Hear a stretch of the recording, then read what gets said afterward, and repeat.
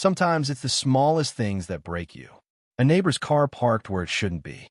A smile that feels more like a mask. A favor you didn't ask for, but somehow, after losing Tom, my husband, I thought grief would be the thing to undo me. But it wasn't. It was the slow, grinding weight of being too nice for too long, of letting people walk over me because I didn't want to make a fuss. That changed the morning I found Sarah's shiny BMW sprawled across my garage like she owned it. When I moved to this sleepy cul-de-sac in Oregon, I was all about kindness. I baked blueberry muffins in the fall, kept my lawn neat, waved at every car that passed. Sarah moved in across the street a year later, all charm and warmth, always with a fresh peach cobbler or a quick hug. She called me sweetheart, her arms still tacky from baking, and I thought I'd found a friend. She'd show up with cookies the day after I shoveled her driveway or fixed her gate, and it felt good to be needed, especially after Tom was gone. But then the favors stopped feeling like friendship. They became a right. Her smile never faded, but her requests grew bolder. When her basement flooded, I was the one mopping it up at 1 a.m. Where her mailbox wobbled, she didn't call a handyman, she called me. I told myself it was what neighbors did, but Tom's voice echoed in my head. She's all sugar and schemes, Ellie. She's keeping score, but only of what you owe her. I didn't want to believe him. I wanted to believe in her warmth, in simple friendship. Then came a morning I stepped outside, coffee in hand, still raw from missing Tom, and saw her BMW blocking my garage. Not the first time, not even the second, the third that week. Sarah waved from down the street, jogging off to Pilates, her ponytail bouncing like nothing was wrong. I stood there, staring at her car, and something snapped. Not loud, not angry, just a quiet lock clicking shut. I wasn't just grieve-ing Tom anymore. I was grieve-ing the woman I'd been. The one who said yes too often, who smiled through disrespect, who let kindness be mistaken for weakness. Her car wasn't just parked. It was a challenge, a smug declaration that I wouldn't do a damn thing. She'd been right before. The first time, she'd shown up with a pie and a syrupy, "I'm so sorry, it won't happen again." The second, she didn't even bother apologizing, just parked, strutted off, and vanished like I was in VY Cybele. But this was strike three. No note, no excuse, just her casual dismissal of my space, my time, my existence. It wasn't just the car. It was every time she'd borrowed my tools without asking, hosted her book club in my yard while I was out of town, or fake cried at Tom's funeral only to post about her Pilates class an hour later. Sarah was the neighborhood darling, perfect lawn, perfect cookies, perfect lies. But underneath, she took and took, betting I'd stay quiet. That morning, I didn't go back inside. I set my coffee down, hands trembling not with rage, but with a strange, steady calm. Tom hadn't left me much money, but he'd left me his workshop, his tools, his way of fixing what was broken. And I was broken. I pulled open the barn doors and stared at the old forklift in the corner. Tom used it for his carpentry job, big, clunky, but reliable. He'd kept it pristine, called it his old soldier. I hadn't touched it since he died, but it felt like he'd left it for this moment. I checked the oil, charged the battery, and when the engine roared to life, the ground shook. Birds scattered. The air felt alive. For the first time in years, it didn't feel small. Sliding the forks under her BMW took more precision than I thought I had. I tilted the load to match the driveway's slope, and the tires lifted like they were meant to. No anger, just focus, a purpose I hadn't felt since Tom. The shop roof was flat, reinforced years ago when Tom dreamed of adding solar panels.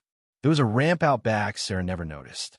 It took time, but I eased her car up there and parked it dead center like a sculpture. I stepped back, wiped my hands on my jeans, and looked at it. It belonged there. No note. No, Callie didn't need to say a word. Sarah would get the message when she came looking. An hour later, her flip-flops slapped the pavement, her voice shrill on her phone. I watched from my porch as she stormed past the forklift, oblivious, then pounded on my door. I didn't answer. She circled back, confused, until her eyes flicked upward. Her jaw dropped, her hand flew to her mouth, and she screamed my name like we were still friends, like I owed her. I sipped my coffee. She screamed louder. By noon, the cul-de-sac was buzzing.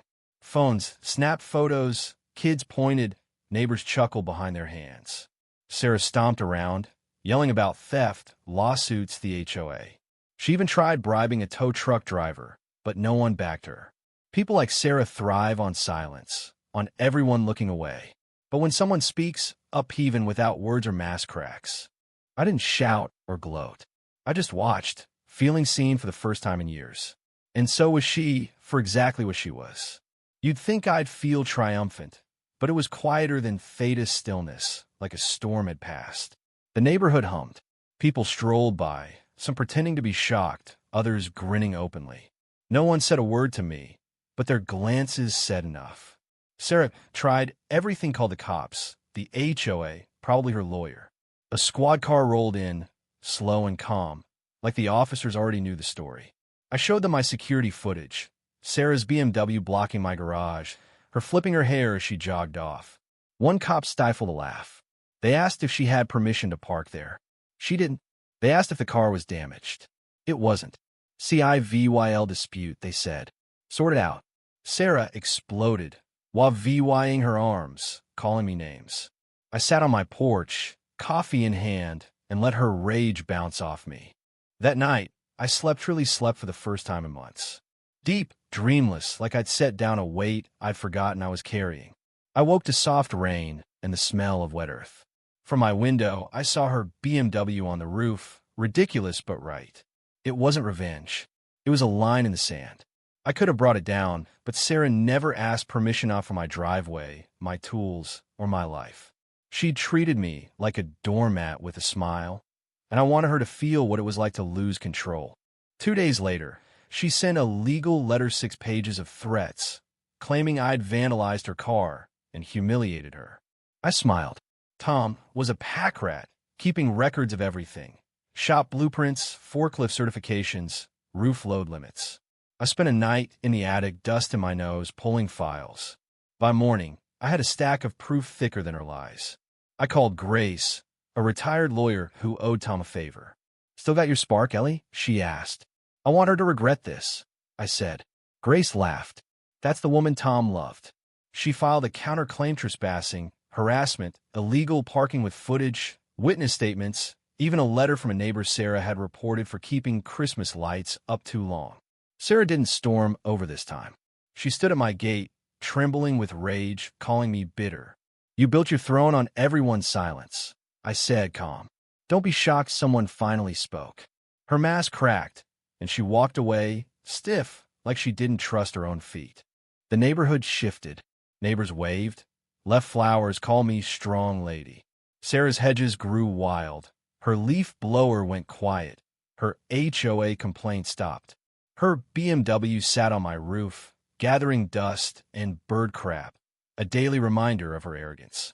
Weeks later, a quiet crew Camino drama, just 3 guys with ramps and steady hands.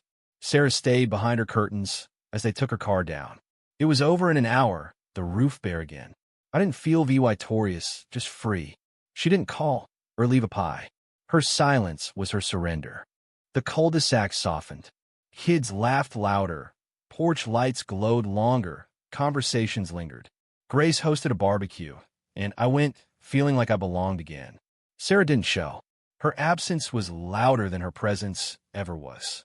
I got back to my garden, planting marigolds that bloomed bright and stubborn, like me. I didn't need Sarah's apology. I'd found something better, myself.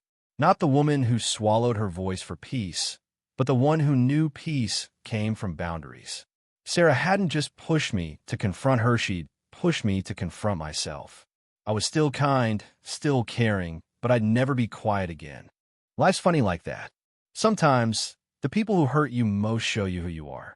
Sarah was my mirror, reflecting all the ways I'd let myself disappear. Now, I'm here, whole. I'm not going back. So what about you? Have you ever let someone cross your lines just to keep the peace? What'd it cost you? Would you have put her car on the roof or done something crazier?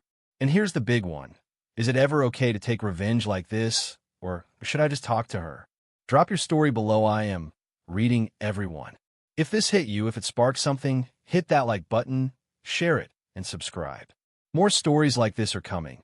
And trust me, you don't want to miss them.